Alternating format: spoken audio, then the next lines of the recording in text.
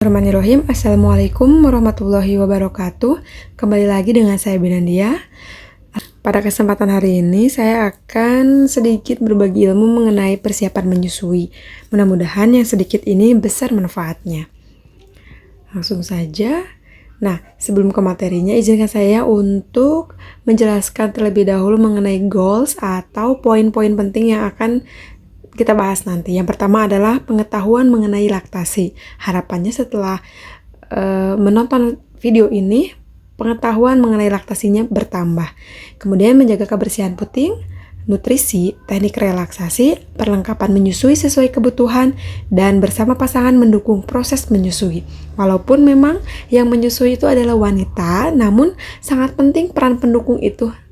Ya, dalam hal ini utamanya adalah pasangan. Nah ini ya, pertama adalah laktasi. Apa sih arti laktasi itu? Laktasi adalah proses pembuatan atau produksi ASI. ASI dikeluarkan melalui kelenjar susu yang terletak di dalam payudara. Laktasi didorong oleh hormon yang terjadi secara alami pada perempuan sejak sedang hamil. Bagaimana sih mekanisme laktasi atau menyusui itu? Nah, mekanisme laktasi itu dipengaruhi oleh 3 refleks maternal yang utama. Yang pertama adalah prolaktin.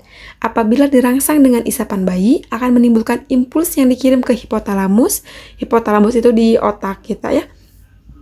Hipotalamus merangsang pituitari anterior untuk mengeluarkan prolaktin yang menyebabkan produksi ASI oleh alveoli mamae. Alveoli itu kantong penghasil ASI yang ada di dalam payudara wanita ya. Selanjutnya adalah ereksi nipple. Refleks ereksi nipple membantu dalam propulsion atau dorongan air susu keluar melalui sinus lactiferus ke arah lubang puting susu.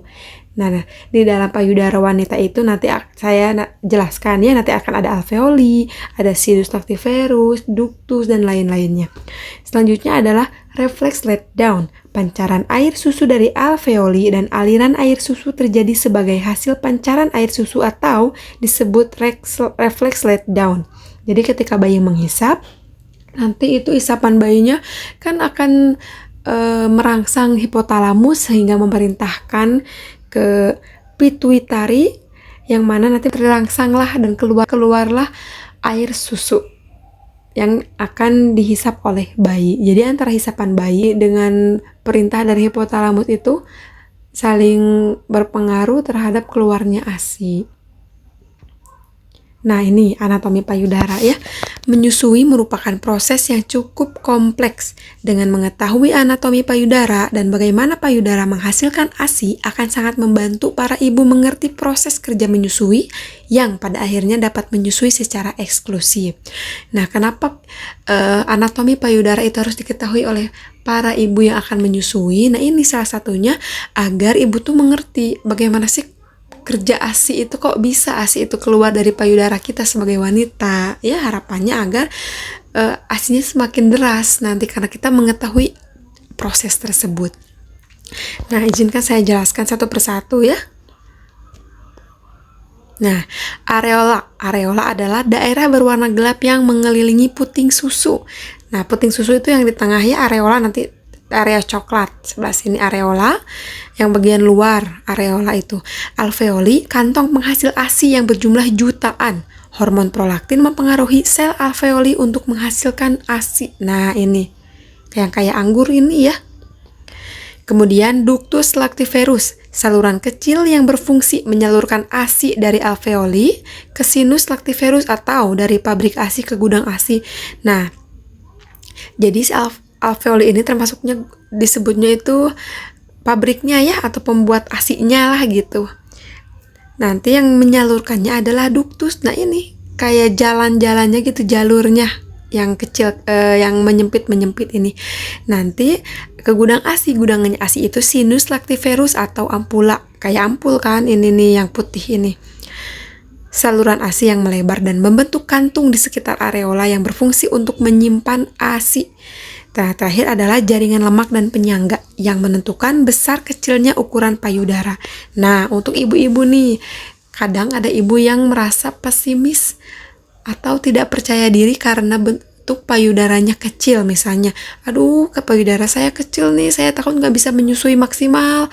Nah, itu jangan takut ya ibu, jangan khawatir karena payudaranya kecil jadi tidak bisa menyusui anaknya secara maksimal. Karena besar kecilnya payudara itu dipengaruhi oleh jaringan lemak tadi dan penyangga. Jadi tidak melulu yang payudaranya kecil itu asinya sedikit. Mouth covers areola, jadi ketika menyusui itu mulut bayi harus nge-cover areola. Menjaga kebersihan puting. Nah, jaga kebersihan puting itu bukan ketika mau menyusui, tapi ketika hamil pun harus dibersihkan putingnya. Membasuh payudara dengan air saat mandi akan menjaga kebersihan puting susu. Benjolan kecil di area areola ibu akan menghasilkan minyak alami yang melembabkan serta melindungi puting. Sabun mandi dapat membuat iritasi. Hindari penggunaan handuk kasar. Jangan digosok pakai handuk kasar ya. Kalau ngebersihin boleh pakai tangan aja dibersihin, nggak apa-apa. Atau mungkin yang pakai minyak telon boleh, dengan dengan kapas boleh. Mengganti bra secara berkala itu penting banget ya. Jangan satu bra itu dipakai sampai 2 hari baru ganti, nggak bisa ya, harus bersih, ganti setiap hari. Menyusui bayi secara intens. Nah, 2-3 jam. Kalau bayinya tidur, bangunkan. Kemudian memperhatikan posisi menyusui. Nah, kayak tadi, mulut bayi masuk areolanya ya. Areolanya harus masuk ke mulut bayi. Jadi jangan hanya putingnya saja. Karena itu bisa jadi bikin lecet ke ibunya. Yang pertamanya, yang keduanya, ketika pelekatannya tidak optimal, nanti menyusuinya juga tidak akan maksimal. Posisi yang paling pas adalah dengan lebih banyak areola menghadap mulut bayi. Caranya adalah dengan menyejajarkan hidung bayi dengan puting ibu sehingga mulut bayi bisa meraup hingga ke pangkal puting ibu. Ketika bayi membuka mulut, segera dekap bayi agar puting bisa masuk jauh ke mulut bayi. Terakhir, mengompres dengan handuk dingin. Mengompres puting yang nyeri dengan menggunakan handuk dingin dapat membantu meredakan rasa sakit saat menyusui. Nah, insya Allah ya nanti di lain kesempatan saya akan bikin video mengenai cara yang benar pelekatan ketika menyusui. Nah ini, nutrisi penting banget nih untuk ibu-ibu menyusui. Jangan karena sudah melahirkan jadi abai terhadap nutrisi. Justru kalau kita menyusui itu nutrisinya harus lebih baik lagi dari ketika hamil. Minimal sama ya. Relaksasi. Tanamkan pada diri sendiri bahwa ASI akan deras atau hypno-breastfeeding afirmasi positif. Jadi jangan berpikiran negatif ya. Selalu berpikiran bahwa ASI saya deras, ASI saya deras, saya bisa memenuhi kebutuhan anak saya. Jadi selalu afirmasi positif. Teknik pernafasan, meditasi atau berdoa kalau untuk kita sebagai umat Islam ya. Musik atau murotal, insya Allah bisa membantu karena membawa ketenangan sehingga bisa merangsang keluarnya ASI. Nah, ini perlengkapan menyusui sesuai kebutuhan.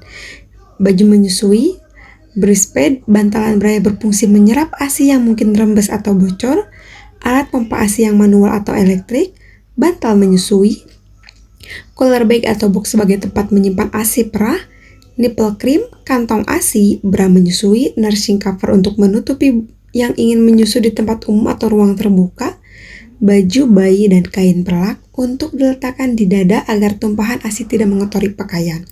Nah, ini salah satu contoh ya yang saya sebutkan ini. Bukan berarti harus dipunya semua. Jadi menyesuaikan dengan kebutuhan masing-masing ibu bersalin atau ibu menyusui. Nah, selesai. Terima kasih telah menonton video saya. Semoga bermanfaat. Assalamualaikum warahmatullahi wabarakatuh.